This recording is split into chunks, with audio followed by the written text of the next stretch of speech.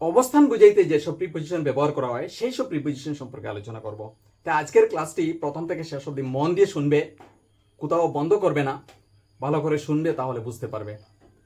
আর চ্যানেলে নতুন হলে চ্যানেলটি সাবস্ক্রাইব করে পাশে থাকা বেল আইকন প্রেস করে রাখো সবগুলি ভিডিও পাওয়ার জন্য।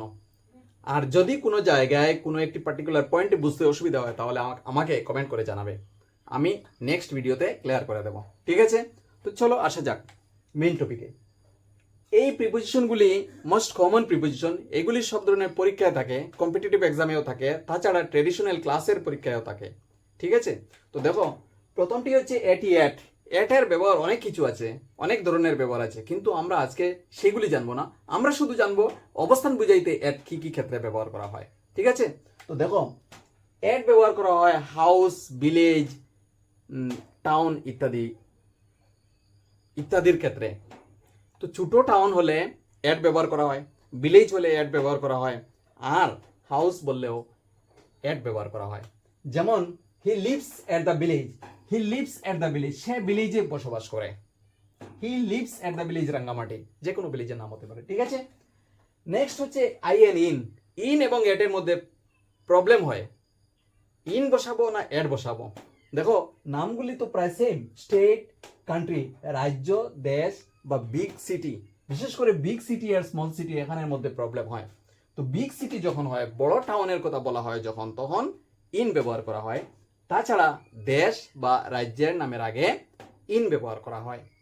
যেমন আই লিভ ইন ইন্ডিয়া, আমি ভারতে বসবাস করি। যেমন ঠিক আছে, হি লিভস ইন কলকাতা।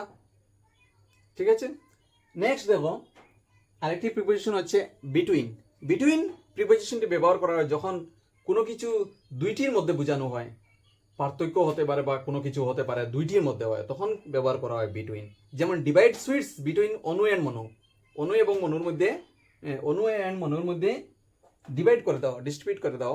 কি ডিস্ট্রিবিউট করো? সুইটস। তাছাড়া দেখো ডিস্ট্রিবিউট মানে বিতরণ করো। আর এমং, এমওএনজি, এমং হচ্ছে আরেকটি প্রিপোজিশন যাহা ব্যবহার করা হয় দুইটি থেকে বেশি বস্তু বা ব্যক্তি হলে।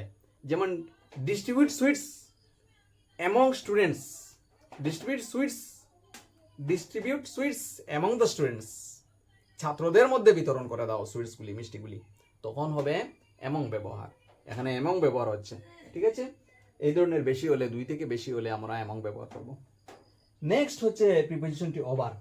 ওভার, ওভার সবার জানা আছে, কিন্তু ওভার ব্যবহার করা হয় উপরে বুঝাইতে, কিন্তু ভার্টিক্যালি অ্যাবাভ বুঝাইতে। খাড়াভাবে ঠিক উপরে, ঠিক মাথার উপরে, এই ধরনের বুঝাইতে অ্যাবাভ ব্যবহার করা হয়, ওভার ব্যবহার করা হয়। ওভার প্রিপোজিশনটি কোনো কিছুর উপরে বুঝাইতে। ওভার প্রিপোজিশনটি ব্যবহার করা হয় ভার্টিক্যালি অ্যাবাভ হলে, ঠিক সোজাভাবে উপরে হলে, ঠিক খাড়াভাবে উপরে হলে ওভার প্রিপোজিশন ব্যবহার করা হয়। যেমন the bridge is over the river, নদীর উপরে ব্রিজটি আছে। যেমন আরেকটি এক্সাম্পল, আমার উপরে ছাদ আছে। There is a roof over my head, আমার মাথার উপরে ছাদ আছে। নেক্সট আরেকটি হচ্ছে আন্ডার। আন্ডার প্রিপোজিশনটি ব্যবহার করা হয় ভার্টিক্যালি বিলো হলে, অর্থাৎ ঠিক খাড়াভাবে নিচে হলে। যেমন একটি example, the cat sits under the table, বিড়ালটি টেবিলের নিচে বসে আছে। আরেকটি এক্সাম্পল হবে he is sitting under the tree, সে গাছের নিচে বসিতেছে। তো এই হচ্ছে আন্ডার প্রিপোজিশনটির ব্যবহার। নেক্সট হচ্ছে আরেকটি প্রিপোজিশন বিলো। বিলো হচ্ছে মানে লোয়ার দেন, কম বুঝাইতে, কোনো কিছু কম বুঝাইতে বিলো ব্যবহার করা হয়, বা নিচে বুঝাইতে বিলো ব্যবহার করা হয়।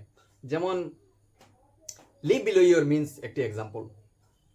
আরেকটি হচ্ছে বিলো আর সাম এক্সাম্পলস, আরেকটি এক্সাম্পল। ঠিক আছে, নেক্সট হচ্ছে আরেকটি প্রিপোজিশন অ্যাবাভ। ঠিক বিলো যেরকম ঠিক কম বুঝাইতে ব্যবহার হয়, আর অ্যাবাভ হাইয়ার বুঝাইতে অ্যাবাভ ব্যবহার করা হয়। কোনো কিছু উপরে বা উচ্চতায় বুঝাইতেও অ্যাবাভ বোঝানো হয়, অ্যাবাভ প্রিপোজিশন ব্যবহার করা হয়। যেমন the plane is above the mountain, the plane is above the mountain, পর্বতের উপরে প্লেনটি। তো এইসব হচ্ছে মোস্ট কমন প্রিপোজিশন। এগুলি ভালো করে বুঝে এগুলি অ্যাপ্লাই করবে, সলভ করবে বিভিন্ন ধরনের কোয়েশ্চন যাহার মধ্যে এইগুলি আছে। ভিডিওটি ভালো লাগলে একটি লাইক দিয়ে দেবে। দেখা হবে নেক্সট ভিডিওতে।